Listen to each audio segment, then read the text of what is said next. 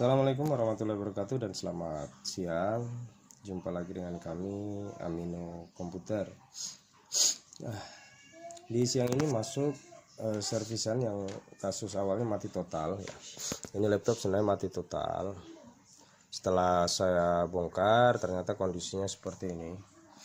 Ada bekas tumpahan tinta, sepertinya tinta printer, kopi, tinta lah mungkin, bukan kopi. Nah, ini dari atas tumpah sampai di mesin, ini semuanya kena tinta, bahkan di keyboard juga kena tinta. Ini keyboardnya mungkin rusak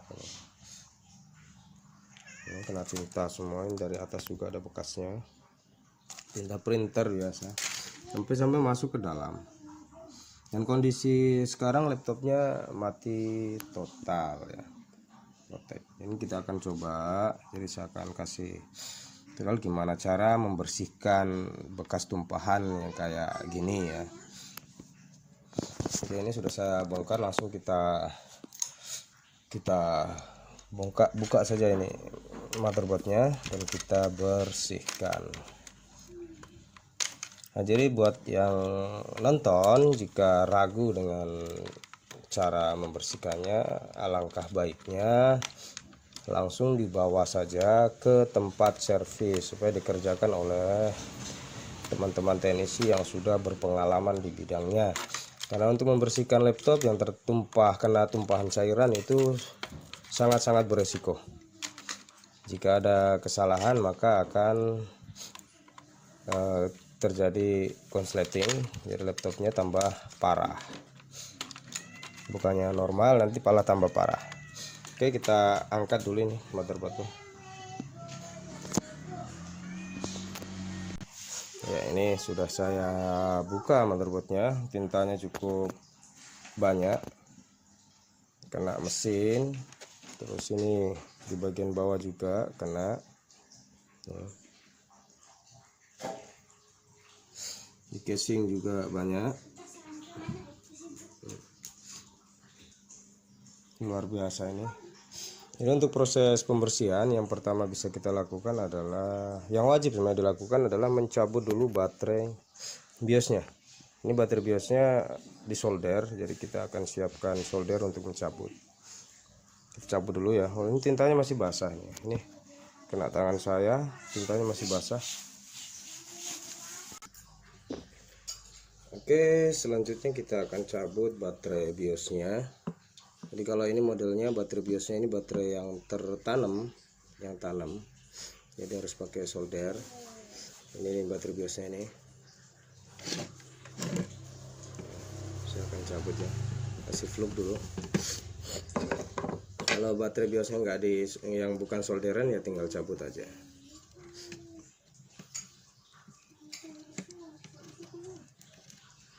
Kalau nggak dicabut gimana ya? Kalau nggak dicabut ya risikonya besar. Kenapa? Karena baterai BIOS itu salah satu tegangan dari baterai BIOS itu merupakan salah satu signal yang langsung terkirim ke chipset. Nah, kalau ada konslet di jalur baterai BIOS ya bisa jadi malah chipsetnya nanti konslet, jadi penyakit berat. Oke, lanjut, kita akan langsung menuju ke permandian untuk kasih mandi ini motherboard yang terkena oleh cairan. Tapi sebelum kita kasih mandi, ini dibuka dulu semua kipas dan sebagainya ya. Kipasnya kita buka.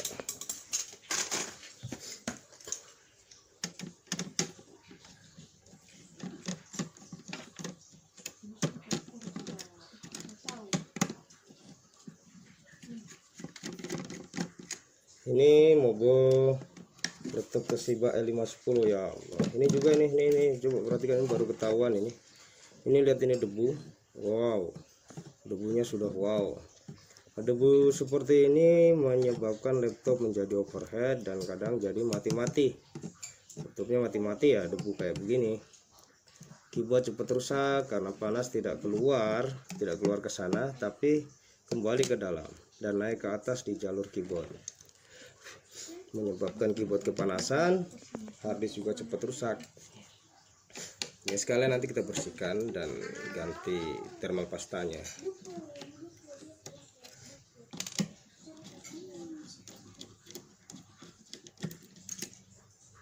Ini buat yang nonton, jika ragu dengan pengerjaan pembersihan seperti ini, cleaning, ini thermalnya kering ini tolong langsung saja bawa ke teknisi, jadi bisa dikerjakan semaksimal mungkin oleh orang yang berpengalaman.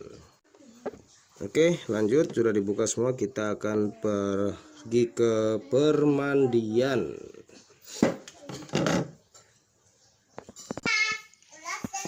Oke, ini kita akan langsung cuci. Jadi yang saya pakai hanya kuas,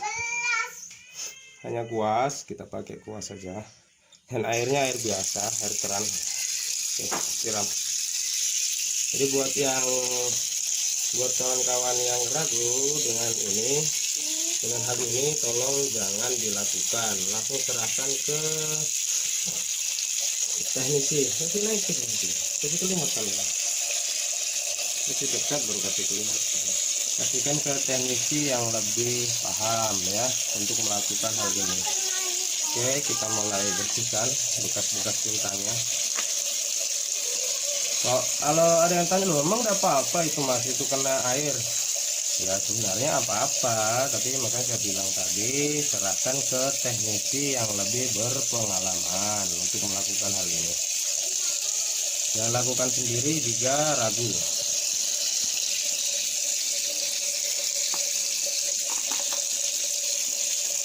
Oke,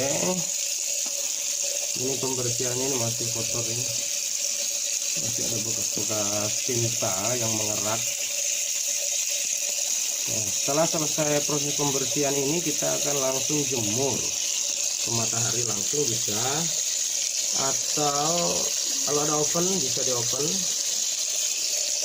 Kalau ada oven ya bisa pakai solder uap. Oke ya, ini sudah, kita keringkan dulu pakai tisu. Oh, masih ada ini tintanya ini.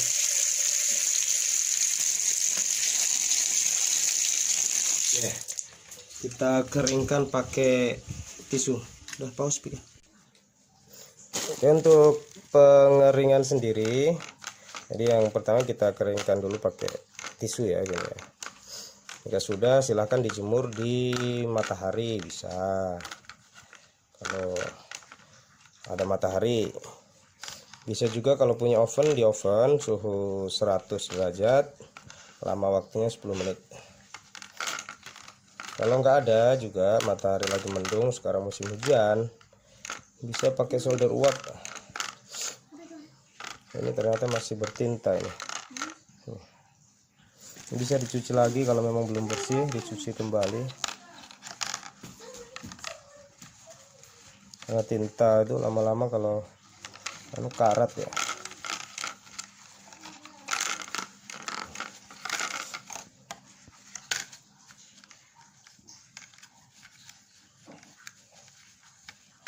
Jangan, sekali lagi saya ingatkan, jangan dilakukan jika ada keraguan, karena proses pencucian laptop yang terkena cairan, ketumpahan cairan begini, tidak segampang yang seperti kita lihat ini di video ini, nggak semudah itu.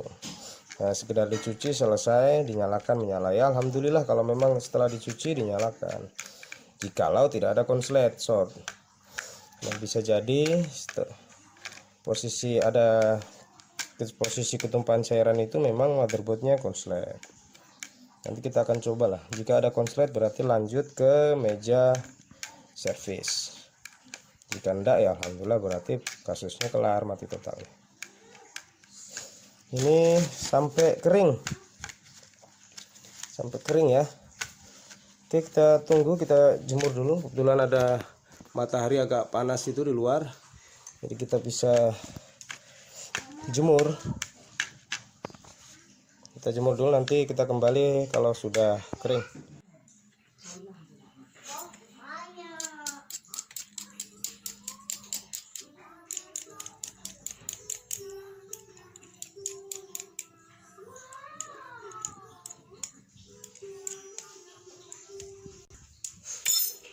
Oke, ini mesinnya sudah kering, jadi sudah kering dari penjemuran.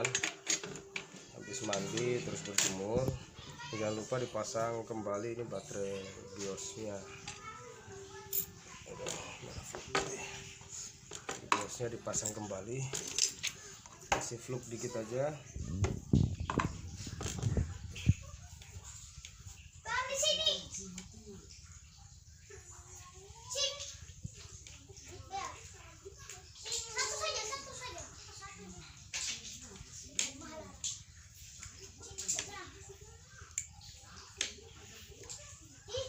Oke.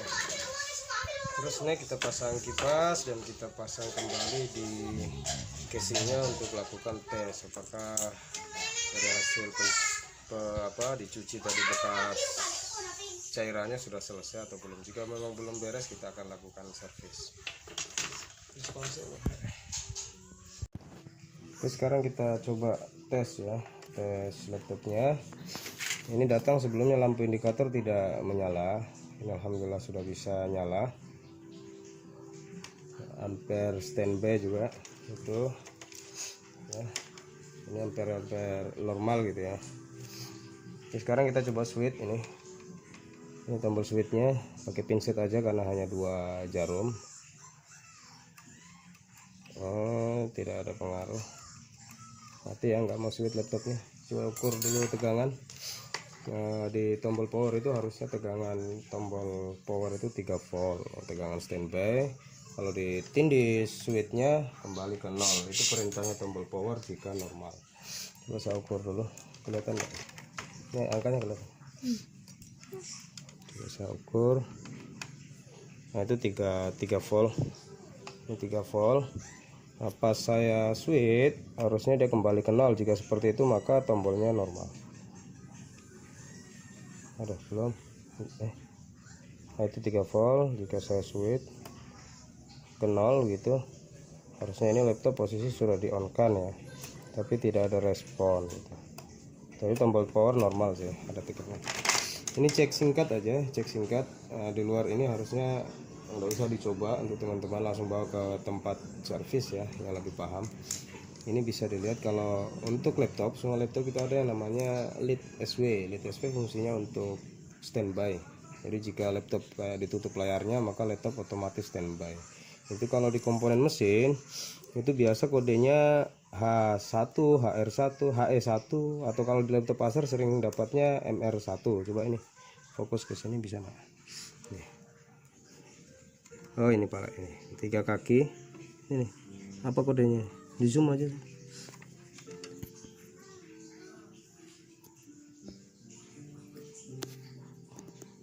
Ini nggak bisa zoom. Nah, ini kodenya berapa ini? 41.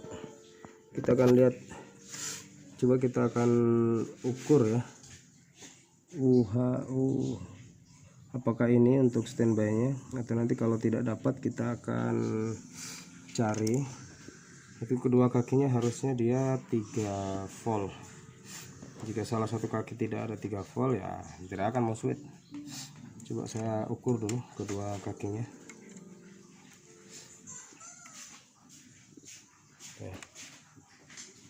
Ini satu kaki 3, satu kakinya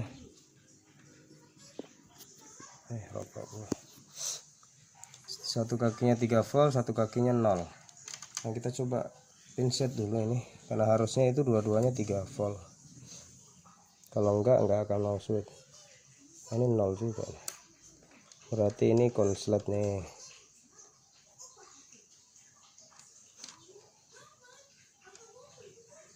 Ini konslet nih. Aduh, lepas dong.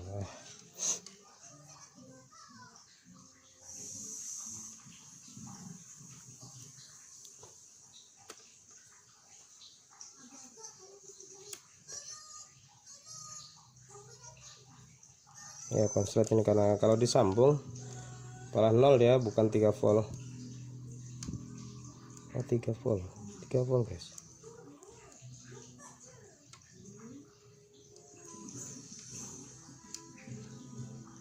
Oke, coba kita switch.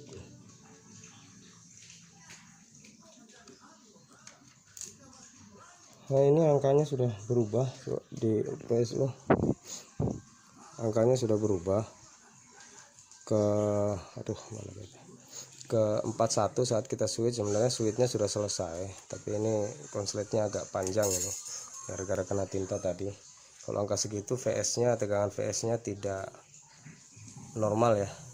Udah, kalau seperti ini kita akan lanjutkan proses servis. Jadi kontennya stop sampai di sini karena fokus ke cara membersihkan motherboard yang terkena cairan. Tapi tidak saya sarankan buat teman-teman yang tidak ada pengalaman di servis, karena prosesnya tidak hanya sekedar membersihkan. Karena contoh seperti motherboard ini ternyata masih ada komponen-komponen lain yang bermasalah setelah terkena cairan tadi. Ada yang jalur standby bermasalah, jalur VS ternyata juga konslet dan sebagainya.